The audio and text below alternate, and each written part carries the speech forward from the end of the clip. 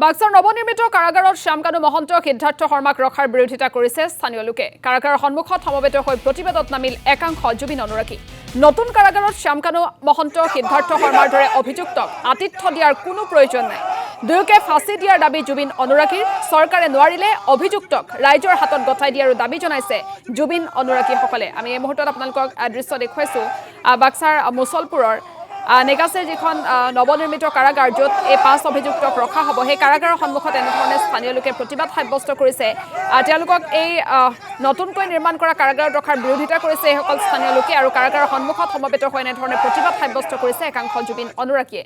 নতুন কাৰাগাৰত শ্যামকানু মহন্ত আৰু সিদ্ধাৰ্থ শৰ্মাৰ দৰে অভিযুক্তক আতিথ্য দিয়াৰ কোনো প্ৰয়োজন নাই, তেওঁলোকক VVIP ট্ৰিটমেণ্ট দিয়াৰ কোনো প্ৰয়োজন নাই বুলি এইসকলে অভিযোগ উত্থাপন কৰিছে, দাবী কৰিছে তেওঁলোকে। দুয়োকে ফাঁচি দিয়াৰ দাবী উত্থাপন কৰিছে জুবিন অনুৰাগীসকলে আৰু চৰকাৰে নোৱাৰিলে অভিযুক্তক ৰাইজৰ হাতত গতাই দিবলৈ দাবী জনাইছে জুবিন অনুৰাগীসকলে। কি কাৰণ হ'ল আমাৰ ইয়াৰ আমতো জুবিন গাৰ্গক মাৰি পেলালে তেওঁলোকে। আমি ইয়াতে আনাটো নিবিচাৰোঁ। আমি ৰাইজৰ আগত উলিয়াই দিয়ক, ৰাইজে যি ব্যৱস্থা হ'লে ল'ব নহয়। আপোনালোকৰ এইখন কাৰাগাৰত ৰখাটো স্থানীয় মানুহ হিচাপে নিবিচাৰে? আমি নিবিচাৰোঁ। এই আলহী কিহৰ আলহী তেওঁলোক? কিহৰ আলহী? আলহী নহয়। আমাৰ জুবিন দাকে মাৰি শেষ কৰি পেলালে তেওঁলোকে, আলহী নহয় তেওঁলোক। কি ক'ব জিলা প্ৰশাসনক? এতিয়া জিলা প্ৰশাসনে আমি বিচাৰিছোঁ ইয়াতে দিব নালাগে, তেওঁলোকক সোনকালে শাস্তিৰ ব্যৱস্থা কৰক, এইখিনিয়ে বিচাৰোঁ।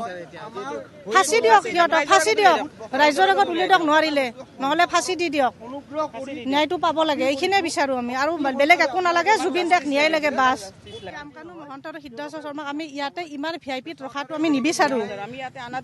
আমি বিচৰাই নাই, তেওঁলোকক ইমানখিনি সুবিধা দিব নালাগে, VIP থকা নিৰাপত্তা দিব নালাগে। যিহেতু জুবিন দা আমাৰ হীৰাৰ মণি আছিল, তেওঁক মাৰি পেলালে।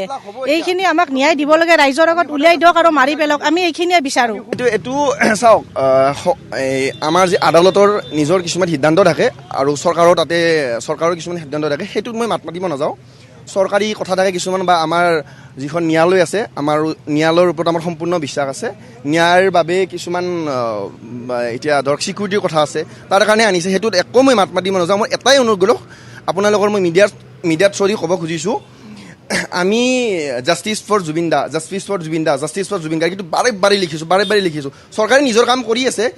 এই বস্তু যেন লেহেমীয়া নহওক। তেওঁলোকে বোলে আপিল কৰিছিল যে তেওঁলোকে চেণ্ট্ৰেল জেইলত নাথাকে, কিয়নো তাতে বোলে থ্ৰেটনিং পাইছে তেওঁলোকে।